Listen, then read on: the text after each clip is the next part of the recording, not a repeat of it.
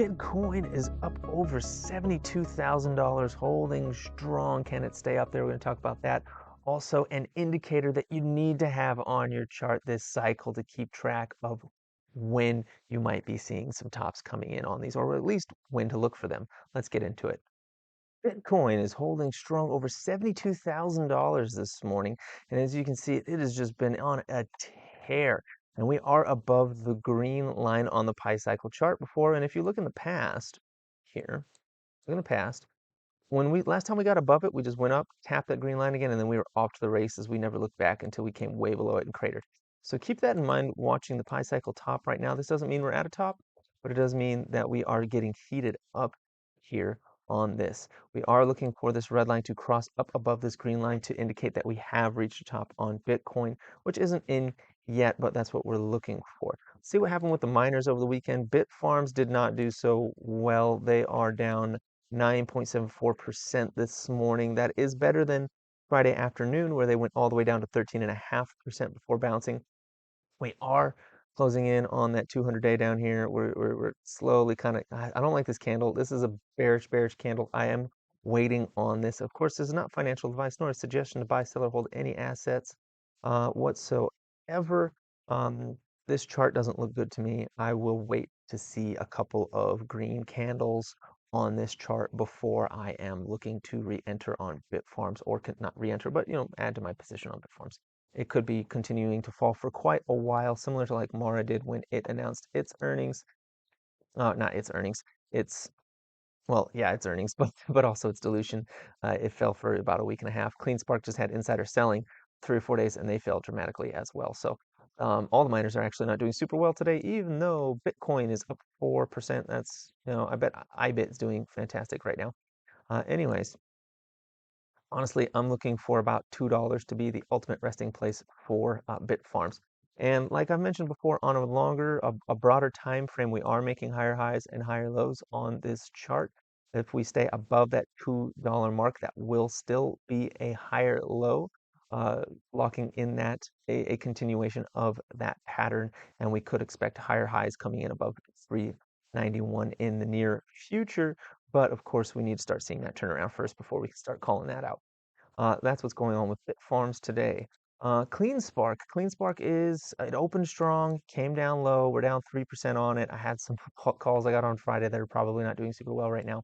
However, we do have a green arrow on here, which means the 5 SMA crossed over the 15 SMA, and that's very promising for me personally. I think that's good, especially with the RSI being in the 60s. That is showing me some good momentum upward if we get some movement in that direction. I'm also seeing some plus signs up here at the top that indicates a Keltner channel Bollinger Band squeeze going on, which could mean that there's bigger momentum coming in soon.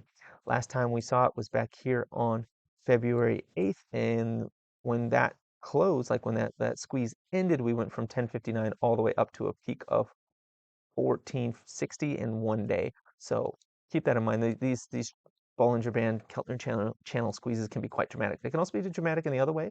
As you saw here on January 12th, we closed at 820. The very next day we were at 730, and 2 days later we were at 650. So like when they can break either way, and it's very dramatic, especially back here when they're long. Like look back here, we had a nice long squeeze here from September 14th until November 22nd, and when that broke, we went from 450 to 1350 in a matter of weeks. So these squeezes are powerful. That's why I have it on my indicator. That's why I keep it on my chart. Let's see what's going on with Mara. Mara hasn't quite recovered yet. They're still showing weakness here. It's kind of just, puddling, pitsing about between $25 and 23, low 21s, sorry, mid 21s. So 25 and mid 21s, it's just kind of putzing around in there below this, trying to get back below this double top marker here at 22.89. I do still believe $20 is probably in the cards on Mara. This is looking a bit like a bear flag, especially with a slight upward tilt to it. That does feel like a bear flag to me. We'll see how it plays out though. This is just technical analysis. Anything can happen. It's only about 70% right. The rest of it is going to be news catalysts business dealings that Mara gets itself into, and black swan events can always completely undo all of that. We are in a squeeze right now, which on Mara's chart scares me a little bit because we're on the downswing. I mean, technically we are on clean spark too, but we did a nice bounce, so that gives me less concern with that squeeze. But this is still on a pretty dramatic downward move on Mara, so their squeeze actually scares me a little bit. Bit Digital is flat today, up down 0%. Is at the bottom of that megaphone. It is also making a higher high, higher low pattern on a larger time frame. As long as we stay above $2, this is still a higher high, higher low. That higher low is minuscule to be sure, but it is still a higher high, higher low pattern, which means we would be looking for, if it turns around and gets above, $3, I will be looking for it to take out this high at 530 in short order. Once we get above that area and start looking very bullish, and we get above all these SMAs that are all bunched together like spaghetti right now here at the $3 mark, we get above all those, I think it's off to the races for Bit Digital. But we could continue to, just hang out here, down here. Like we got spaghetti, like it looks like this back here. It looks similar to back here in October, where we were getting all this disgusting spaghetti moves on our SMAs. They're all gross, and then it got out above them, and it just took off. I think we'll probably see that maybe in April, but we could be doing this until July, honestly, and get that summer run in July. So this could be a long wait. We'll see. It is squeezing, and it has been squeezing for a while. It still is. No, it stopped squeezing on Friday, actually. It stopped squeezing, and it didn't really do much. So interesting. We'll see. I think it'll probably start squeezing again pretty soon, and we'll get something similar to like what we had back here in September to November, and then phew, take off. We'll see. We shall see. Of course, I don't have a crystal ball. No, no one does. So I could be completely off base here, but I might also be right. We'll see. IREN. IREN's got some, I don't usually talk about this one yet, and I've got some comments about it, so I'm going to talk about it a little bit today. I am working on a larger video about it that's going to do much more to talk about the company as a whole.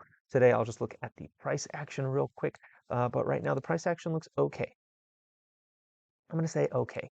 We came close to the 200-day SMA, and we bounced up from that area. We are struggling at the 50 SMA right now. We need to get above that before I feel like this ascending channel that I drew here can continue. The thing that I don't like is that on a larger time frame, we are seeing a lower high, lower low pattern that looks like it could form in this chart. So in the February run-up, we failed to take out the December run, which if we look back on these other ones, Bitfarms took it out, CleanSpark took it out, Mara took it out, Bit Digital took it out. IREN failed to do that. I don't like that. Now that doesn't mean that it's going to fail or that it's going to fall apart or anything tomorrow or at all, really. It just means that it's showing a bearish type of chart pattern on a longer time frame, which gives me a little bit of concern about it having, the ability to do a big explosive move up from here. We'll see, though. Could be totally wrong. Short term looks all right. We came off that. We got to get above this 50. We get above that 50. I think we could revisit the top of this descending channel here around $7. And then we'll see what happens around there if it starts turning around again or if it does a breakout and wants to take out that previous December high. That's what I'm looking at right now. So there is a indicator on your chart that is going to be really important to have that I think is almost as important as the pi cycle top indicator, and that is going to be your price to book ratio indicator. If you go, it's a free indicator on TradingView, and you scroll down here, price to book ratio. I've got on here, it's this little blue line down here. Currently, IREN is 0.95. And what that means is that IREN is currently 5% undervalued based on their hard assets. So like if you took all the assets, the buildings, the miners, the cash on hand, everything that the company could sell, and put it all together, it would equate to 5% more than the current price, the value of the company. So it is actually 5% undervalued in terms of how many assets it has versus its price.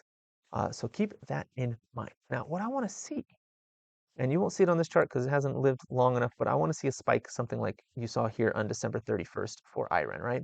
I'm looking for a spike like that to indicate like top is in on these miners, or the top is not necessarily in, but coming very soon. Let's see a chart that's been around long enough for us to see that. Bitfarms. So Bitfarms in the 2021 run-up, we had a price to book that was at 265 and it went up to 22 and peaked at 36, which was on February 17th. And on February 17th, it was trading at 852, which wasn't the all-time high, but it was very, very close to it.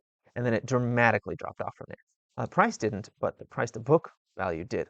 And that's something to keep in mind, right? So right now we're actually trading at 2.75, which is exactly where we were before the giant run up last time on Bitfarms. And we saw it go from 275 to 37.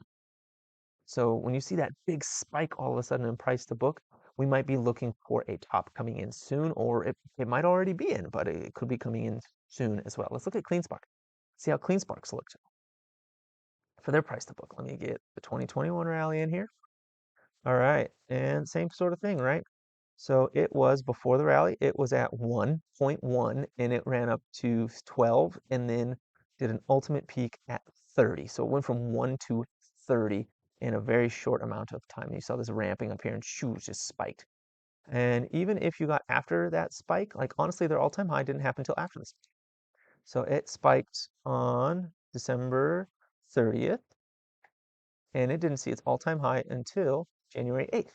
But if you went on December 30th, even if you sold on December 30th, it was 30 bucks. The all-time high was 42. So you missed out on 12 bucks, which was 33% more than you would have at that spike, but it was very, very close. So that's why I'm saying when you see this big spike, like when the price to book is 30 or more, uh, start looking for, is the top coming soon? Is it already passed? What does the chart look like? What is it telling me in terms of what I can expect from this thing going forward?